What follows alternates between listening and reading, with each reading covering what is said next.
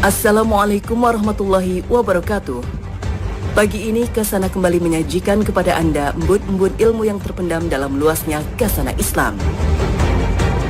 Pemirsa, muamalah hutang piutang adalah muamalah yang dibolehkan dan ini masuk dalam bab at-ta'awun 'alal birri wat taqwa, saling tolong-menolong dalam kebaikan dan ketakwaan. Jadi, semboyan hutang piutang itu harus ta'awun atau saling tolong-menolong, bukan membinasakan, mengeruk keuntungan sebanyak-banyaknya dari muamalah hutang piutang itu. Allah Subhanahu wa Ta'ala berfirman, "Dan tolong-menolonglah kamu dalam mengerjakan kebaikan dan takwa, dan jangan kamu tolong-menolong dalam berbuat dosa dan maksiat atau pelanggaran." Quran Surat Al-Ma'idah ayat 2. Walaupun hutang itu dibolehkan, sebaiknya bersikap ekstra hati-hati, karena hutang itu jika dianggap remeh, dapat mendatangkan kehinaan dan menjadi sebab terhalangnya seorang hamba masuk surga. Bahkan bisa menjadi sebab terjerumusnya ia ke dalam neraka.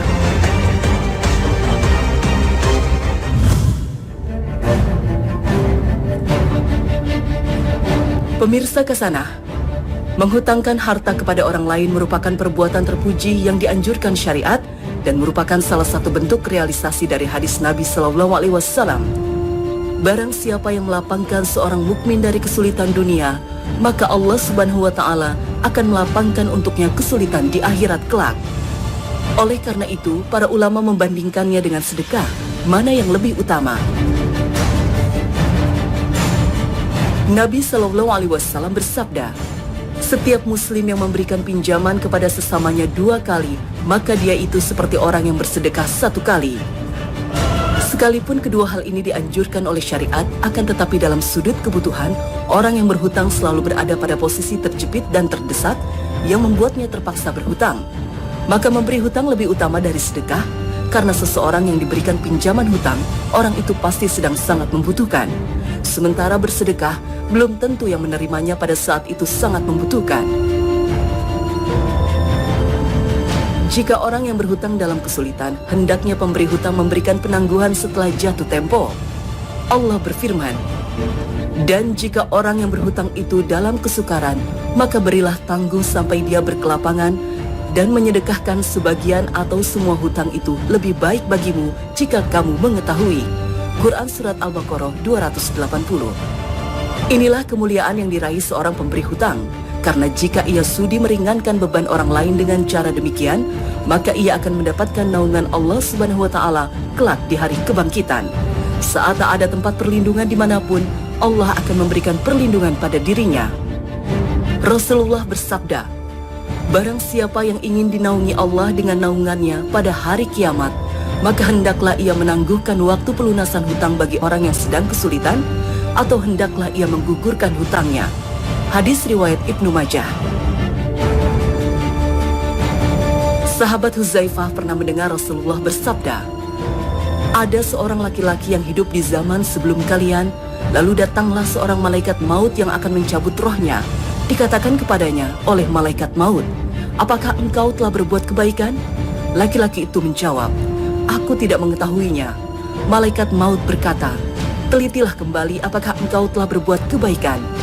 Dia menjawab, 'Aku tidak mengetahui sesuatu pun amalan baik yang telah aku lakukan selain bahwa dahulu aku suka berjual beli barang dengan manusia ketika di dunia, dan aku selalu mencukupi kebutuhan mereka. Aku memberi keluasan dalam pembayaran hutang bagi orang yang memiliki kemampuan, dan aku membebaskan tanggungan orang yang kesulitan. Maka Allah dengan sebab itu memasukkannya ke dalam surga.' Hadis riwayat Bukhari.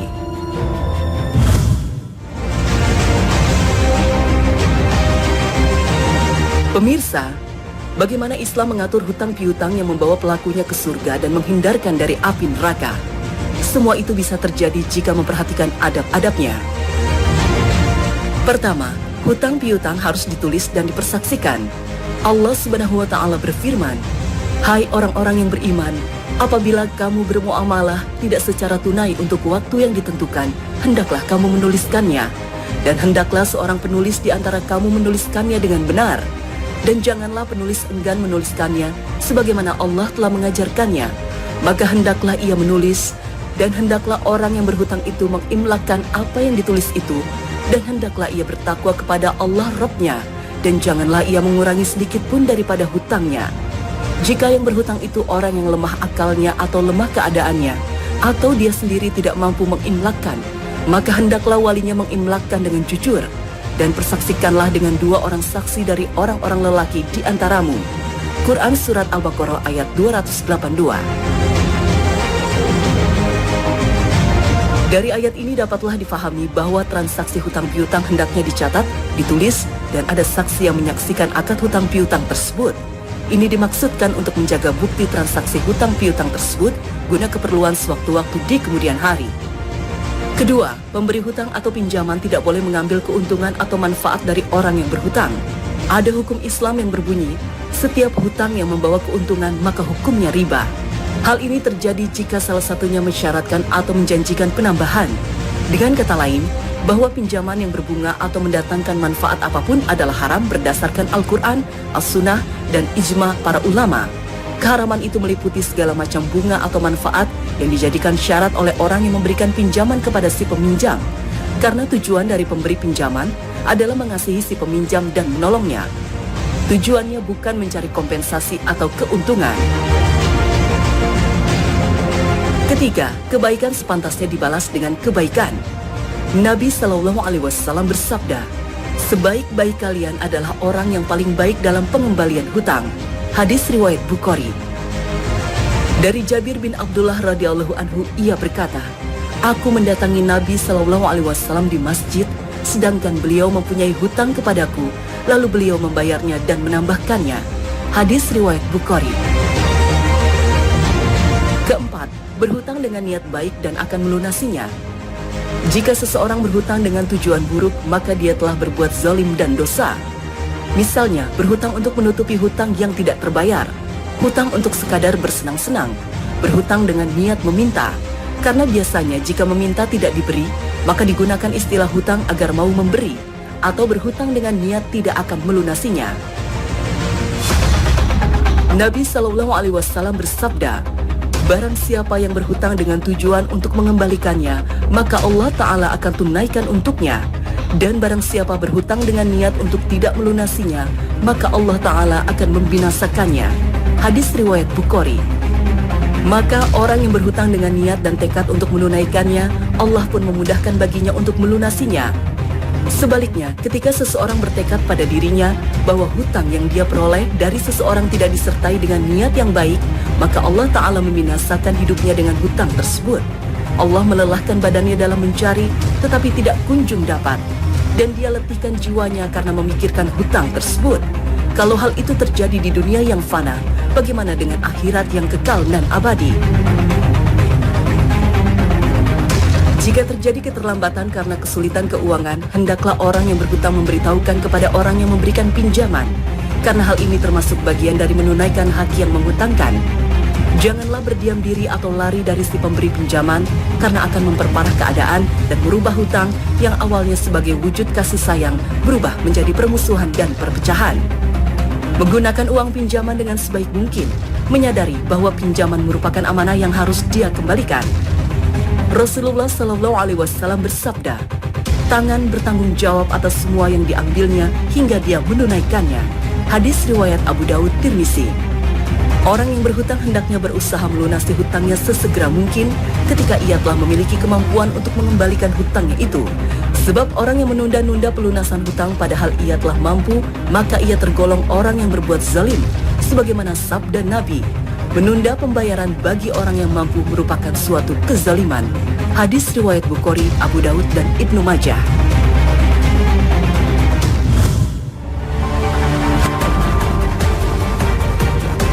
Pemirsa Kasana, berhutang termasuk praktik yang dibolehkan, tapi alangkah nikmatnya jika kita hidup tanpa ada beban hutang. Dari Sauban, Rasulullah Shallallahu Alaihi Wasallam bersabda, barang siapa yang ruhnya terpisah dari jasadnya dan dia terbebas dari 3 hal, sombong, gulul atau khianat, dan hutang, maka dia akan masuk surga. Hadis riwayat Ibnu Majah. Akan tetapi sebaliknya, jika kita mati dalam kondisi masih punya hutang, akibatnya sungguh besar. Dari Ibnu Umar, Rasulullah Shallallahu Alaihi Wasallam bersabda, Barang siapa yang mati dalam keadaan masih memiliki hutang 1 dinar atau 1 dirham, maka hutang tersebut akan dilunasi dengan kebaikannya di hari kiamat nanti, karena di sana di akhirat tidak ada langit dinar dan dirham. Hadis riwayat Ibnu Majah. Itulah kebaikan orang yang mati dalam keadaan masih membawa hutang dan belum juga dilunasi, maka untuk membayarnya akan diambil dari pahala kebaikannya. Itulah yang terjadi ketika hari kiamat. Karena di sana tidak ada lagi dinar dan dirham, dolar atau rupiah untuk melunasi hutangnya. Bahkan Rasul Shallallahu Alaihi Wasallam menegaskan dalam hadis lain, jiwa seorang mukmin masih bergantung dengan hutangnya hingga dia melunasinya. Hadis riwayat Tirmizi. Apa yang dimaksud dengan menggantung? Al-Iraqi menjelaskan, urusan yang masih menggantung tidak ada hukuman baginya. Tidak bisa ditentukan apakah dia selamat atau binasa sampai dilihat bahwa hutangnya tersebut lunas atau tidak. Sementara jika orang yang berhutang berniat tidak mau melunasi hutang akan dihukumi sebagai pencuri. Rasulullah SAW bersabda, siapa saja yang berhutang lalu berniat tidak mau melunasinya, maka dia akan bertemu Allah pada hari kiamat dalam status sebagai pencuri. Hadis riwayat Ibnu Majah. Al-Munawi menegaskan, orang seperti ini akan dikumpulkan bersama golongan pencuri dan akan diberi balasan sebagaimana mereka. Bahkan Ibnu Majah juga membawakan riwayat lainnya. Rasulullah SAW bersabda, barang siapa yang mengambil harta manusia dengan niat ingin menghancurkannya, maka Allah juga akan menghancurkan dirinya. Hadis riwayat Bukhari dan Ibnu Majah. Di antara maksud hadis ini adalah barang siapa yang mengambil harta manusia melalui jalan hutang, lalu dia berniat tidak ingin mengembalikan hutang tersebut, maka Allah pun akan menghancurkannya. Itu sebabnya Rasul Shallallahu Alaihi Wasallam enggan menyolati jenazah orang yang masih punya tanggungan hutang sampai melunasinya. Salamah bin Al-Aqwa radhiyallahu anhu menuturkan, kami duduk di sisi Nabi Shallallahu Alaihi Wasallam, lalu didatangkanlah satu jenazah, lalu beliau bertanya, apakah dia memiliki hutang? Mereka para sahabat menjawab, tidak ada. Lalu beliau mengatakan, apakah dia meninggalkan sesuatu? Lantas mereka para sahabat menjawab, tidak. Lalu beliau Shallallahu Alaihi Wasallam menyolati jenazah tersebut. Kemudian didatangkanlah jenazah lainnya, lalu para sahabat berkata, wahai Rasulullah, salatkanlah dia. Lalu beliau bertanya, apakah dia memiliki hutang? Mereka para sahabat menjawab, iya. Lalu beliau mengatakan, apakah dia meninggalkan sesuatu? Lantas mereka para sahabat menjawab, ada sebanyak 3 dinar. Lalu beliau mensolati jenazah tersebut. Kemudian didatangkan lagi jenazah ketiga. Lalu para sahabat berkata, solatkanlah dia. Beliau bertanya, apakah dia meninggalkan sesuatu? Mereka para sahabat menjawab, tidak ada. Lalu beliau bertanya, apakah dia memiliki hutang? Mereka menjawab, ada 3 dinar. Beliau berkata, solatkanlah sahabat kalian ini. Lantas Abu Qatadah berkata, wahai Rasulullah, solatkanlah dia, biar aku saja yang menanggung hutangnya. Kemudian beliau pun menyolatinya. Hadis riwayat Bukhari. Begitu besar dan bahayanya hutang jika tidak dibayarkan. Rasul Shallallahu Alaihi Wasallam bahkan mengabarkan pada kita bahwa hutang akan menghambat seseorang di akhirat sekalipun ia mati syahid. Rasul Shallallahu Alaihi Wasallam bersabda, semua dosa orang yang mati syahid akan diampuni kecuali hutang. Hadis riwayat Muslim. Oleh karena itu, seseorang hendaknya berpikir, mampukah saya melunasi hutang tersebut dan mendesakkah saya berhutang? Karena ingatlah, hutang pada manusia tidak bisa dilunasi hanya dengan istighfar.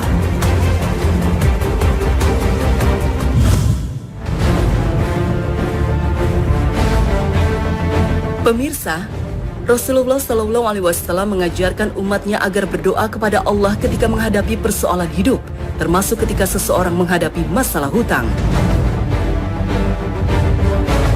Abu Sa'id Al-Khudri radhiyallahu anhu bertutur, pada suatu hari Rasulullah Shallallahu Alaihi Wasallam masuk masjid. Tiba-tiba ada seorang sahabat bernama Abu Umamah radhiyallahu anhu sedang duduk di sana.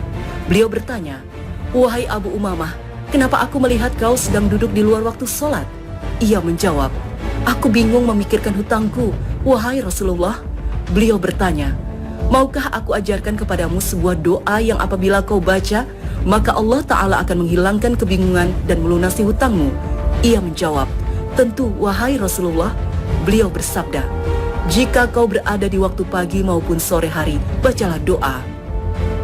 Allahumma inni a'udzubika minal hammi wal hazani wa a'udzubika minal ajzi wal kasali wa a'udzubika minal jubni wal bukhli wa a'udzubika minal ghalabatid daini wa khari rijali.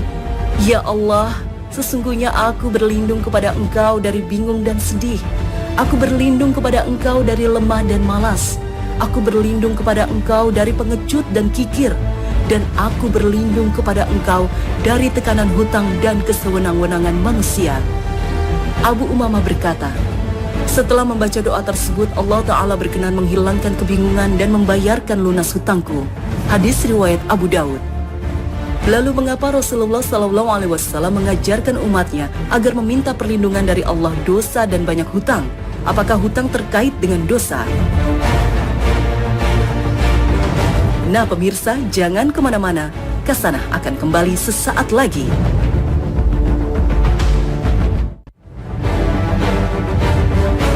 Nabi SAW meminta perlindungan kepada Allah dari berbuat dosa dan banyak hutang, karena banyak dosa akan mendatangkan kerugian di akhirat, sedangkan banyak hutang akan mendatangkan kerugian di dunia. Oleh karena itu Rasul sering berdoa dengan membaca, Allahumma inni a'udzubika minal matsami wal maghram. Ya Allah, aku berlindung kepadamu dari berbuat dosa dan banyak hutang. Dulu Maimunah ingin berhutang, lalu di antara kerabatnya ada yang mengatakan, jangan kamu lakukan itu. Sebagian kerabatnya ini mengingkari perbuatan Maimunah tersebut.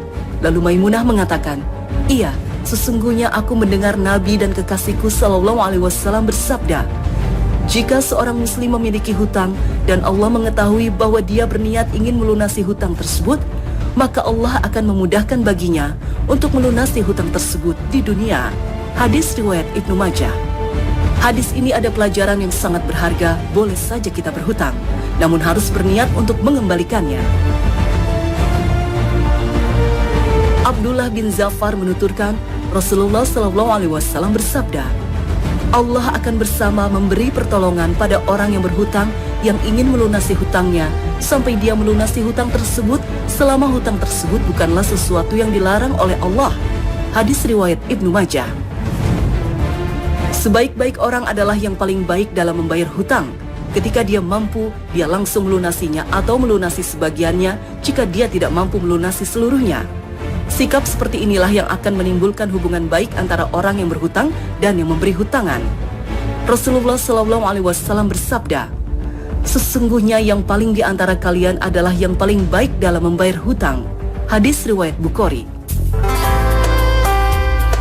Pemirsa Kasanah, semoga kita termasuk orang-orang yang senantiasa dibebaskan Allah Subhanahu wa Ta'ala dari jerat hutang. Dan jikapun harus memiliki hutang, semoga Allah meringankan dan memudahkan untuk melunasinya. Amin ya robbal alamin. Terima kasih atas perhatian Anda. Wassalamualaikum warahmatullahi wabarakatuh. Astagfirullah, alhamdulillah, kau masih beri hambamu kesempatan.